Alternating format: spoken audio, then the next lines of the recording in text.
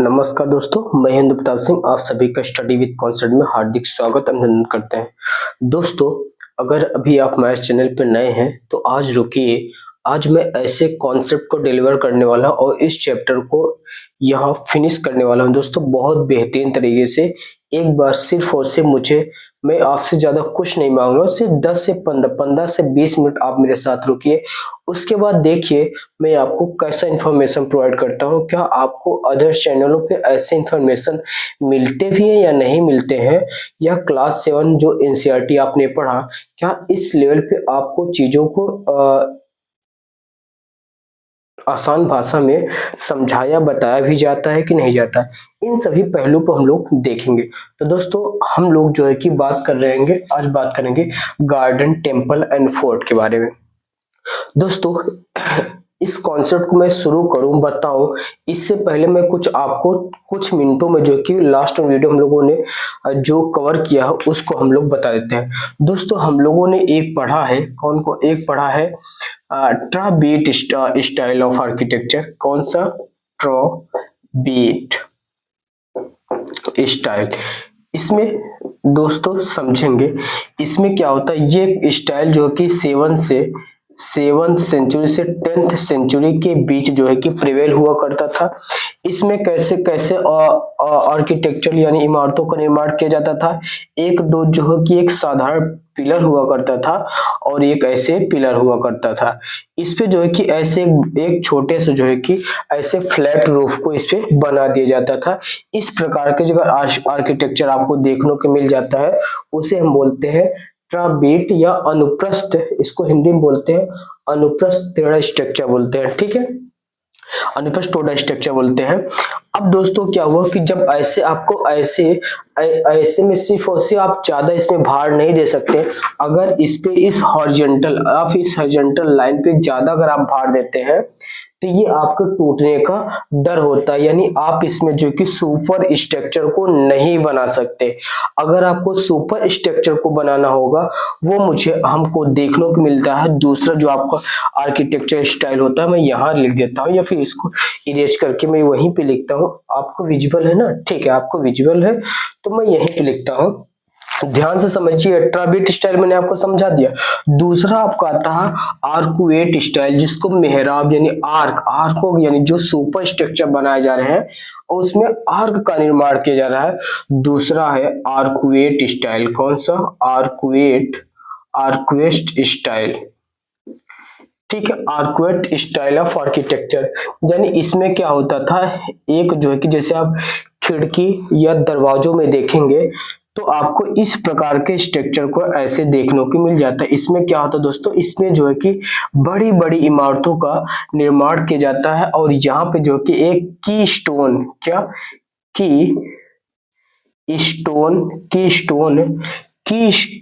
Stone का उपयोग करते थे, जो इन दोनों तरफ से बैलेंसों को डिवाइड कर देता था।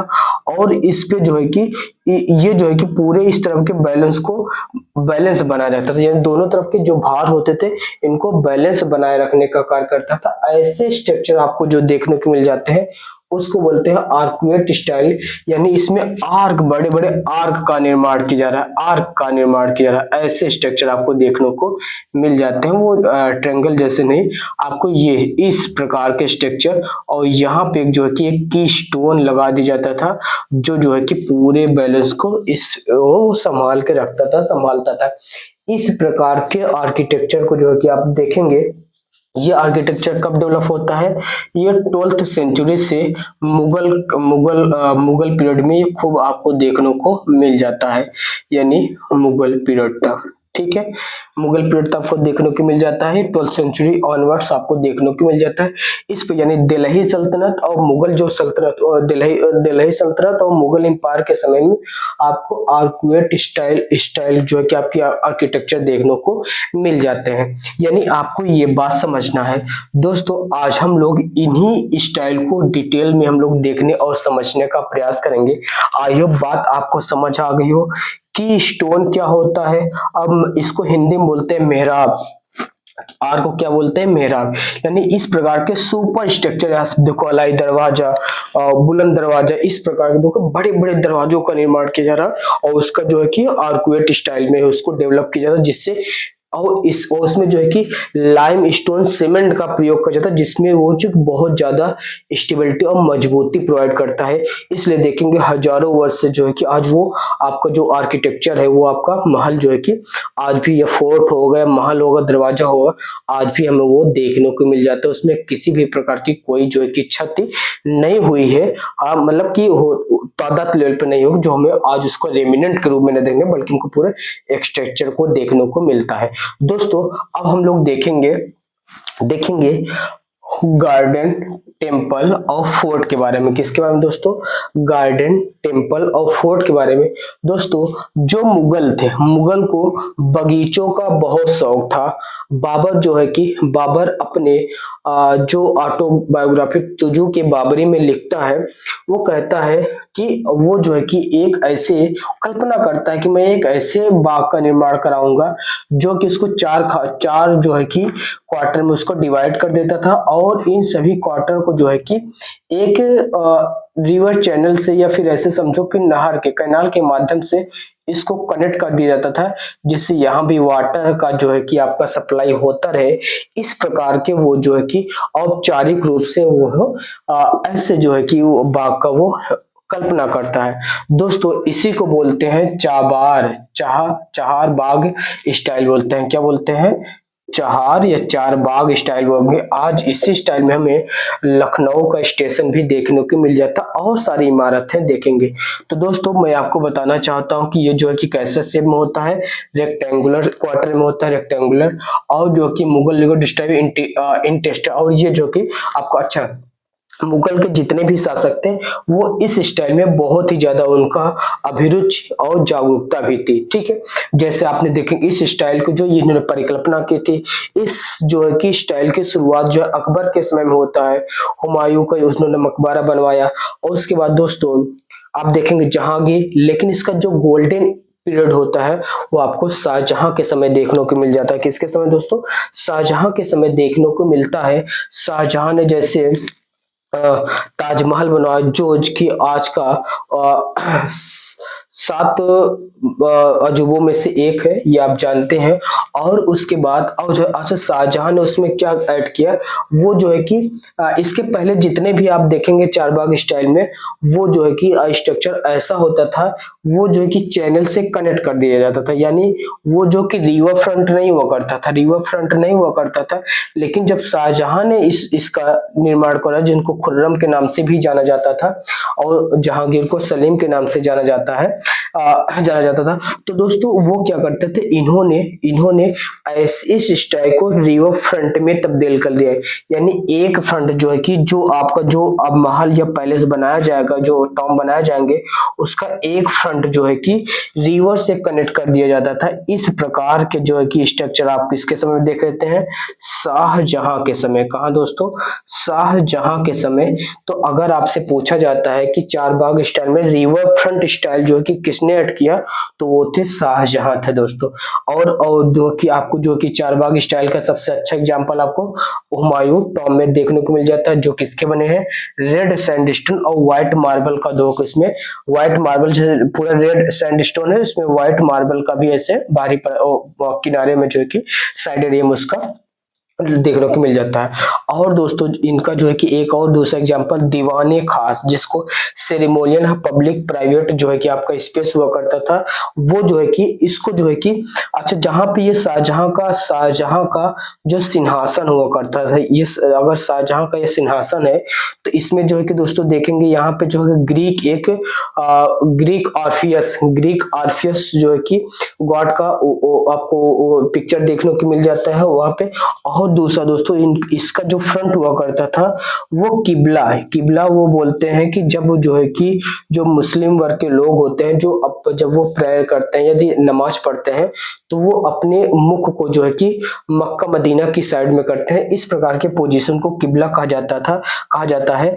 और दोस्तों इस तरीके से वो ने शाहजहां ने अपने जो जैसे मतलब कि इनका मेन हॉल हुआ करता सिंहासन, ये सिंहासन है वो इसके बैठते थे और इसके तरफ से 8 कमरे जो है कि ऐसे पूरे बने रहते थे और इसका जो कि मुख जो है कि यानी मक्का मदीना की तरफ हुआ करता था। इसी पोजीशन को किबला कहा जाता है। आई होप समझ गए होंगे। और इसके तरफ जो है कि बताया जाता है 8 कमरे का निर्माण किया जाता है, इस इतने बड़े हॉल जो है कि जिसे सभी जो है कि वर्ग के लोग उसमें आसानी से बैठ सके और जो है कि जो बादशाह है वो अपने फरमान या अपनी बातों को आसानी से लोगों तक पहुंचा सके। ठीक है, ये बात आप समझ गए होंगे, इसमें कोई किसी प्रकार की कोई समस्या नहीं होगी।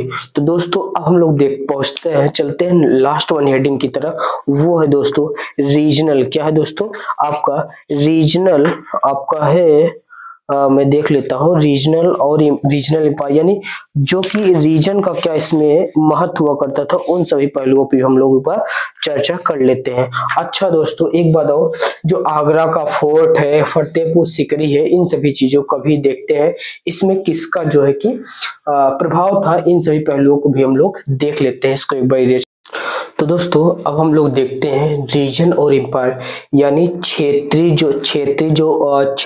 आर्किटेक्चरल स्टाइल हुआ करता था उसका एम्पायर में, या एम्पायर का क्षेत्रीय आर्किटेक्चर में, यानी दोनों वाइस वर्सा, दोनों एक दूसरे में क्या रिलेशन था। दोस्तों ध्यान से समझिएगा, क्या कभी कभी होता था कि जिस रीजन के जो आपके जो आर्किटेक्चर हुआ करते थे, जो आपके शिल्पकार हुआ करते थे, जो कारीगर हुआ करते थे, जो स्किल्ड जो है कि कारीगर हुआ करते थे, वो कहीं न कहीं क्षेत्र से बिलोंग करते थे। और वो जो है कि कई जो है कि अच्छा एक बात मैंने उसमें बताना भूल गया, जो आपका ताजमहल है दोस्तों पित्रा दीवार का इस्तेमाल किया गया। किसका? पित्रा दीवार का भी याद आ गया तुरंत। पित्रा दीवार क्या होता है दोस्तों?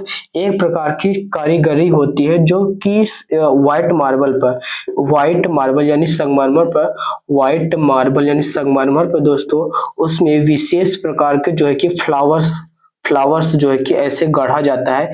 इस प्रकार के आपको स्ट्रक्चर जो है कि ताजमहल में या मुगल आर्किटेक्चर स्टाइल में आपको बहुत तादाद में देखने को मिल जाता है। पित्रा दीवार जो उनकी एक यूनिक रिप्रेजेंटेटिव, यानी एक जो है कि यूनिक जो है कि उसको रिप्रेजेंट करता है, यानी यूनिक को क्या बोलेंगे हिंदी में, एक सार्वभौमिक तरीके से जो उसको रिप्रेजेंट करता है, जो उनकी एक अलग पहचान बनाने में उनकी मदद करता है। ठीक है, अब हम लोग देखते हैं, ये बता रहे थे हाँ उसके बाद रीजन एम्पायर में ये बता रहा था कि दोस्तों कभी क्या होता है कि जब वो कोई कारीगर या कोई शिल्पकार या फिर कोई आपका स्किल्ड कारीगर हुआ करता है, तो वो क्या होता है कि कई राजाओं के समय वो जो है कि अपना सर्विस प्रोवाइड करता था, या उसके बच्चे थे, इससे धीरे धीरे जो है कि स्किल पास हुआ करता था, उनके पास कई जो है कि जानकारी हुआ करती थी।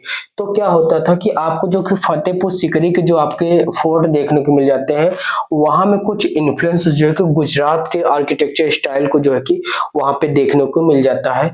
यानी गुजरात में जैसे आपके दरवाजे बनाए जाते हैं, दरवाजे का स्टाइल या फिर विंडो का स्टाइल या फिर दरवाजों का स्टाइल या उनके किलों का स्टाइल, वो कहीं न कहीं मुगलों में या मुगल के द्वारा जो बड़े बड़े आगरा का किला बनाया गया, फतेहपुर सीकरी का किला बनाया गया, इनका जो कि इन्फ्लुएंस इन दोनों जगह देखने को मिल जाता है। अब ये कहना थोड़ा सा मेरे लिए चैलेंज होगा कि गुजरात वालों ने नकल किया था या मुगल वालों ने गुजरात का नकल किया था। ठीक है, दूसरी बात आप देखेंगे विजयनगर आर्किटेक्चर में एलिफेंट यानी गज शिलाओं का जो है कि बहुत बड़ा इस्तेमाल वहां देखने को मिल जाता है उनके आर्किटेक्चर स्टाइल में। तो ये कहां से आया? ये बीजापुर और गोलकुंडा का जो दिल्ली साउथ का सदर्न इंडिया का जो दिल्ली सदर इंडिया का जो सल्तनत पीरियड के जो वहां के साम्राज्य और जो आपके राज्य हुआ करते थे, उनका जो है कि इन्फ्लुएंस इनके समय में देखने को मिल जाता है। यानी इसमें जो कि हाथियों का खूब इस्तेमाल, इनके आर्किटेक्चर में हाथी खूब देखने को मिल जाते हैं। ठीक है, यानी देख रहे हैं रीजन का एम्पायर में क्या उनका समागम है और क्या उनका योगदान है। इसी प्रकार से देखेंगे गोविंद जो टेम्पल है वृंदावन में, उसमें भी आपको कुछ मुगलों का जो है कि रिप्रेजेंटेटिव देखने को मिल जाता है। और मतलब कि मुगलों का कुछ आर्ट कला का या पित्तरादुरा का या फिर आर्ट की जो आर्कुलेट स्टाइल प्रकार का जो डेवलपमेंट था, इन सभी चीजों को वहां देखने को मिलता है। और दूसरी बात दोस्तों, मुगलों को बांग्ला यानी बंगाल का जो रूफ स्ट्रक्चर था वो उनको बहुत पसंद हुआ करता था। तो इस प्रकार से दोस्तों ये जो है कि रीजन और एम्पायर का एक इंटीग्रेशन देखने को मिल जाता है उनके आर्किटेक्चर में, उनके स्किल में, उनके शिल्पकार में। तो दोस्तों बताइए आपको ये वीडियो कैसे लगा? मैंने आपको जो डिलीवर करने का प्रयास किया, क्या आपको दिमाग में पिक्चर क्लियर नहीं हुआ? क्या आपको कोई चीज याद करना हुआ? टेराबीट क्या था, आर्कुएट स्टाइल क्या था, वो क्यों उसकी जरूरत पड़ी? क्योंकि वो सुपर स्ट्रक्चर को मतलब कि मजबूत नहीं बना सकता। अगर सुपर स्ट्रक्चर आप डेवलप करना चाहते हैं तो वो लोड नहीं सह पाता, वो आपका ढह जाता, ज्यादा दिन तक ऐसे स्ट्रक्चर का निर्माण और मतलब कि ज्यादा दिन तक उसकी अवधि कम थी, यानी वो ज्यादा दिन चल ही नहीं पाता, उस के खाता गिर जाता, किसी प्रकार से वो डिस्ट्रॉय हो जाता। लेकिन जैसे आर्कुएट स्टाइल ऑफ आर्किटेक्चर आता है, आपको बड़े बड़े भव्य इमारतों का देखने को मिल जाता है, जो आपके और सैन्य शक्ति किलों को मजबूत बनाता है, महलों को मजबूत बनाता है, जो आपके और सैन्य शक्ति और आपकी जो शक्ति का प्रदर्शन का भी एक, सत्ता प्रतिष्ठा का भी एक प्रदर्शन करता है। इन सभी चीजों को दोस्तों बस अब क्या करेंगे, दिमाग में ऐसे चीजों को बैठाएंगे। अब बताओ कि आपको याद करने की जरूरत है? नहीं, बिल्कुल नहीं याद करने की जरूरत है। सिर्फ और सिर्फ आप एक चीजों को लिंक बनाते जाएंगे और आपको देखेंगे दोस्तों, ये सारा आपके मुट्ठी मुंह पर, आप मैं यकीन के साथ कहूंगा, आप इसे भूलने से भी भूल नहीं पाएंगे। ठीक है, तो दोस्तों अगर आपको ये वीडियो पसंद आई हो तो अपने दोस्तों में ज्यादा से ज्यादा शेयर करें। अभी तक हमारे वीडियो को जिन्होंने लाइक नहीं किया है वो लाइक करें, और दोस्तों चैनल को सब्सक्राइब नहीं किए हैं तो इस चैनल को सब्सक्राइब जरूर करते हैं। मिलते हैं दोस्तों नेक्स्ट वन चैप्टर में नई ऊर्जा नए जोश के साथ। तब तक के लिए दोस्तों जय हिंद, जय भारत, थैंक यू।